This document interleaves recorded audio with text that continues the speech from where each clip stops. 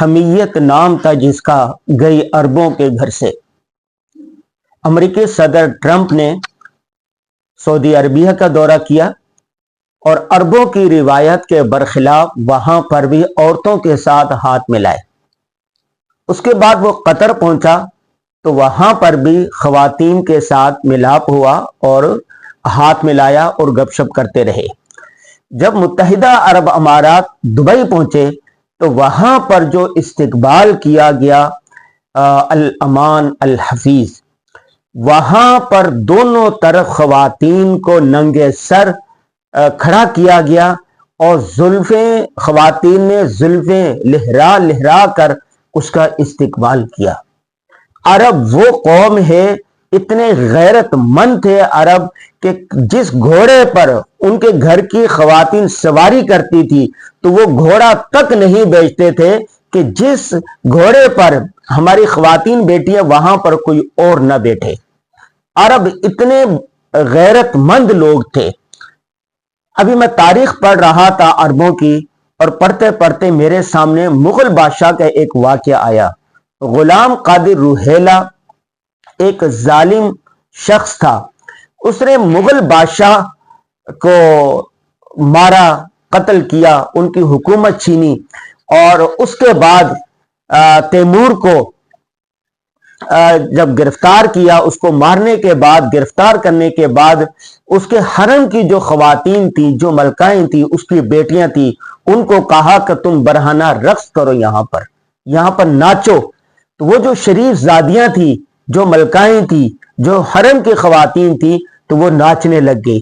یہ دیکھ کر غلام قادر روہیلہ کو تھوڑی سی شرم آئی کہ کیسی شریف زادیاں، گھر کی ایسے خواتین جنہوں نے کبھی باہر تک نہیں گئی تھی اور کسی نے اس کو گھر اندر کے حصے تک کو نہیں دیکھا تھا، وہ آج اس طرح ناچ رہی ہیں۔ تو ان میں تھوڑی سی شرم آئی تو اس نے اپنی تلوار، اپنا خنجر نکال کر الگ رکھ دیا تاکہ ان میں غیرت دیکھے ہے یہ نہیں ہے۔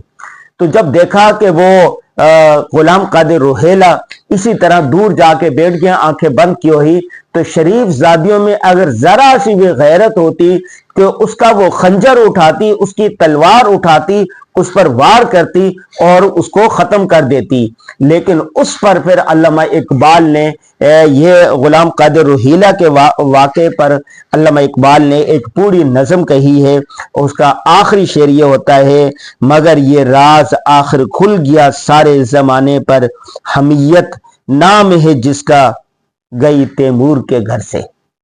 آج جب میں نے عرب حکمرانوں کو دیکھا کہ سعودی عربیہ، متحدہ عرب امارات، قطر، یہاں پر امریکی صدر کے لیے جو غیر مسلم ہیں وہ ان کے ساتھ ہاتھ ملا رہے ہیں، ان کے ساتھ مذاق کر رہے ہیں، ان سے ساتھ گپ شپ کر رہے ہیں، اور پھر دبئی کے اندر جو جس طرح یہ اس کا خواتین نے ان کا استقبال کیا، بڑے بڑے بال کھلے ہوئے ہیں، سفید لباس پہنا ہوا اور زلفیں لہرا لہرا کر سر عام ایک کافر ملک کے بادشاہ کا استقبال کیا۔ اس سے میں نے، جس نے بھی دیکھی یہ ویڈیو، جس نے بھی تصاویر دیکھی، شرم سے سر جھک گیا۔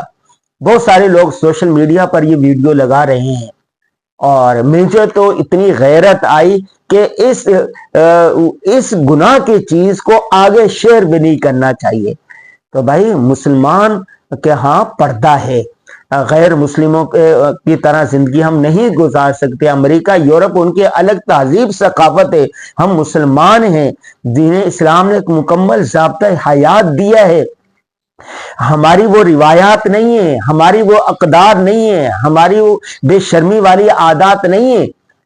پردے کا حکم دیا گیا ہے، اور محرم کے ساتھ غیر محرم کے جو حقوق ہے وہ سارے بیان کیے گئے ہیں۔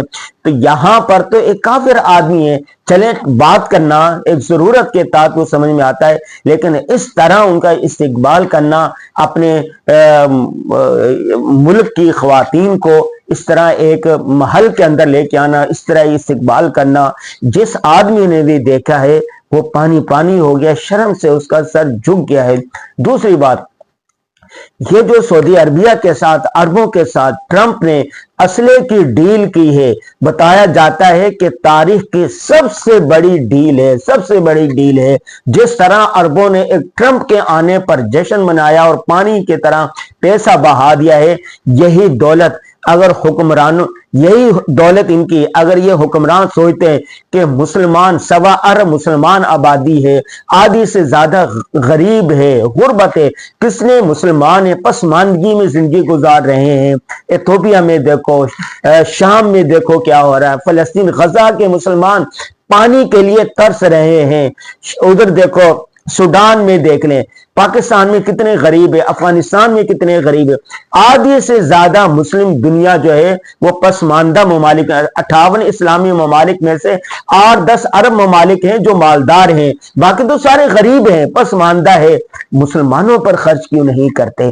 अरबों के पास इतनी दौलत है, इतना पैसा है कि ट्रिलियन मिलियन डॉलर लेकर एक ट्रंप जो सुपर पावर है वो लेकर लूट कर जा रहा है। ये दौलत जो मुसलमानों की है, जो अरबों की है, ये मुसलमानों के फलाहो बहबूद के कामों पर खर्च होनी चाहिए थी। लेकिन अफसोस इन्हीं के पहलू में मुसलमान भूखे प्यासे बिल्क रहे हैं, मर रहे हैं, लेकिन इधर तवज्जो नहीं दे रहे। अल्लाह से डरें, एक दिन इन्होंने भी मरना है, जल्द या बदेर इनका अंजाम भी, इन्होंने मर के जाना है, अल्लाह के पास पहुंचना है। कर अल्लाह के हुजूर ये क्या जवाब देंगे?